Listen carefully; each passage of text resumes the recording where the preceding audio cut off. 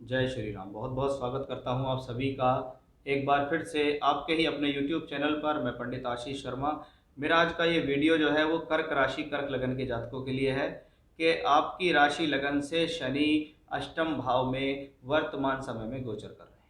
17 जनवरी 2023 को शनि का यहाँ प्रवेश हुआ और जैसे ही प्रवेश हुआ वैसे ही आपके जीवन में शनि की ढैया शुरू हो गई। अब ये शनि की ढैया तो आप पर चल ही रही है, लेकिन 17 जून 2023 को शनि वक्री हो गए।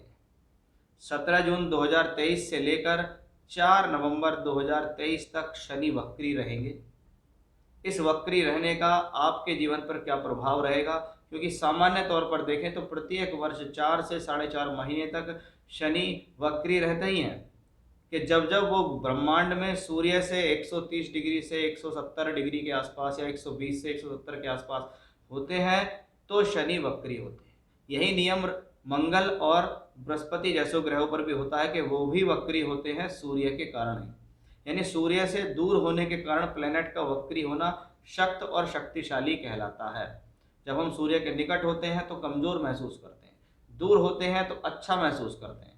यही स्थितियां ग्रह के साथ भी है कि शनि सूर्य से दूर होने के कारण वक्री होगा। अब ये वक्री होना आपके लिए कितना ज़्यादा फायदेमंद है, क्योंकि ये शक्त और शक्तिशाली प्लेनेट कहलाता है। शास्त्र में इसके बारे में अच्छा कहा गया है। षड में भी इसे एक एक्स्ट्रा बल मिला है जिसको हम चेष्टा बल कहते हैं। अब देखना यह है कि आपकी राशि लगन से किन भावों के अंदर वक्री है, क्योंकि अगर खराब भाव में वक्री है तो इसका सीधा सीधा मतलब है वो खराब भाव से संबंधित फलों के अंदर वृद्धि ही करेगा, कमी नहीं करेगा। शनि इस बार अगर जब वक्री होंगे 17 जून को तो वो शतभिषा नक्षत्र में होंगे, और शतभिषा नक्षत्र राहु का नक्षत्र। उसके बाद पीछे की तरफ चलते हुए वो धनिष्ठा नक्षत्र यानी मंगल के नक्षत्र में भी आएंगे, लेकिन वापस फिर 4 नवंबर को वो शतभिषा नक्षत्र में जाएंगे। इसका मतलब है कि शनि स्वभाव में अशुभ होते हुए दो अशुभ ग्रहों के नक्षत्र में ट्रांजिट करेंगे। अब इस ट्रांजिट करने का आपके जीवन पर क्या प्रभाव पड़ेगा, आपकी राशि लगन पर क्या प्रभाव पड़ेगा, ये मैं इस वीडियो में आपको बताऊं। सबसे पहली बात, जब राशि लगन से अष्टम भाव में शनि का ट्रांजिट होता है तो कहते हैं जी राशि वालों को ढैया शुरू हो गई।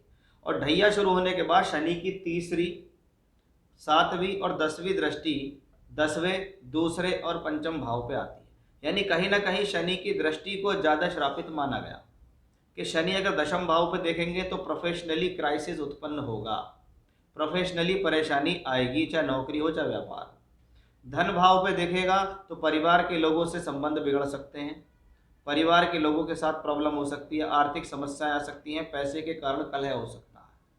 पंचम भाव पर शनि की पड़ रही दृष्टि आपकी शिक्षा में अवरोध या रुकावट डाल सकती है, प्रेम संबंधों के अंदर खटास उत्पन्न कर सकती है, आपके खुद के निर्णयों की वजह से प्रॉब्लम हो।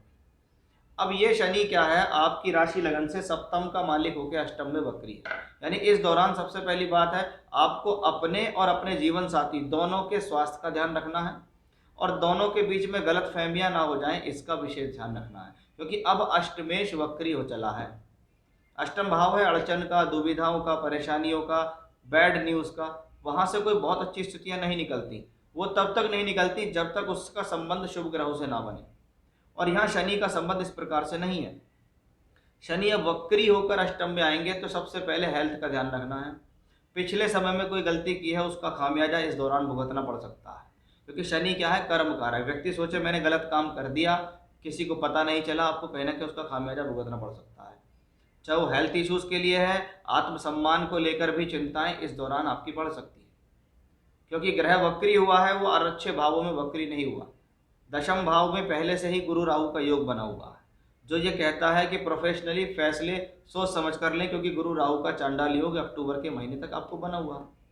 और यहीं अक्टूबर नवंबर के महीने तक शनि भी वक्री रहेंगे। यानी इस दौरान आर्थिक रूप से समस्याएं बढ़ सकती है। इस दौरान आर्थिक फैसले सोच समझ कर लें, धन से संबंधित फैसले सोच समझ कर लें। कोई नया व्यापार शुरू ना करें, किसी को नए प्रकार से कोई शुरुआत ना करें, कोई नया पैसा किसी को ना दें। नौकरी में जिस जगह हो उस जगह बना के रखें, चेंज ना करें कि मैंने जहाँ नौकरी कर रहा हूँ मैं जब तक शनि वक्री रहेंगे तब तक मैं इसी जगह नौकरी करूँगा, यहाँ से मैं बदलूंगा नहीं। क्योंकि आप बदलने की प्रयास कर सकते हैं और ऐसा ना हो सामने वाला आपको निकालने का प्रयास कर रहा हो। इसलिए उसी जगह पर बन के रहें, अपनी तरफ से ऐसी गलती ना करें जो आपको प्रोफेशनली दुखदाई हो। आर्थिक मामलों में बड़ा ध्यान रखें, कहीं गलत इन्वेस्टमेंट ना करें। स्टॉक मार्केट में जल्दी से पैसा कमाने के चक्कर में, किसी लोभ लालच स्वार्थ के चक्कर में अपना पैसा ना किसी को दें ना कहीं लगाएं। सुरक्षित रखें, जिस स्थिति पर चल रहे हैं उसी पर औसत तरीके से चलते रहें। अपनी लाइफ स्टाइल पर ध्यान दें, अपने खान पीन पर ध्यान दें, अदरवाइज आपको हेल्थ इश्यूज आएंगे। ये समय शादी के लिए उचित नहीं है, इस दौरान विवाह संबंध स्थापित नहीं होंगे। इस दौरान हस्बैंड वाइफ के रिलेशनशिप्स को भी थोड़ा कंट्रोल करके चलना पड़ेगा। किसी भी प्रकार का प्रेम पसंद हो तो उसमें कोशिश करें कोई गलत फहमी ना हो जाए, किसी थर्ड पर्सन की वजह से आपके बीच में आर्गूमेंट्स ना हो जाए। शांत रहने की कोशिश करें, धैर्य रखने की जितनी ज़्यादा कोशिश करेंगे उतना आपके लिए सही रहेगा। शिक्षा में कोई बदलाव नहीं करना है, किसी प्रकार का जीवन में कोई ऐसा काम नहीं करना है जिससे आपको प्रॉब्लम हो जाए कि मैंने गलत निर्णय ले लिया उसकी वजह से मुझे ऐसा हो गया। तो इन चीज़ों का विशेष ध्यान रखें। खास तौर पे मैं आपको यहाँ कहना चाहूँगा कि भी आप दिन में सुबह के समय हनुमान चालीसा का पाठ तो जरूर करें। साथ ही साथ मैं आपको बताऊं कि आप रोज शाम के समय सरसों के तेल या तिल के तेल का दीपक जलाकर अगर शनि देव का बीज मंत्र ओम शम शनश्चराय नमः रुद्राक्ष की माला से रोजाना 3 माला करते हैं तो बहुत अच्छा है। यदि रोजाना नहीं कर सकते हैं तो प्रत्येक शनिवार के दिन शाम के समय यही प्रोसेस अपनाते हुए कम से कम 11 माला का जाप करें और दिन में सुबह के समय हनुमान चालीसा का पाठ करते रहें। तो ये जो ट्रांजिट है ये आपके लिए बहुत अच्छी स्थिति में नहीं देता है, क्योंकि पहले ही शनि की ढैया आप पे चल रही है और साथ साथ ढैया चलते हुए आपके जीवन में कोई समस्या ना बढ़ जाए उसका भी आपको विशेष दौर से इस दौरान ध्यान रखना होगा।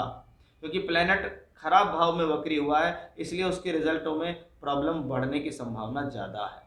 तो यहाँ मैंने आपको समझाया कि कर्क राशि के जातक कर्क लगन के लोगों के लिए शनि का 8वें घर में वक्री होना कैसा फल देगा।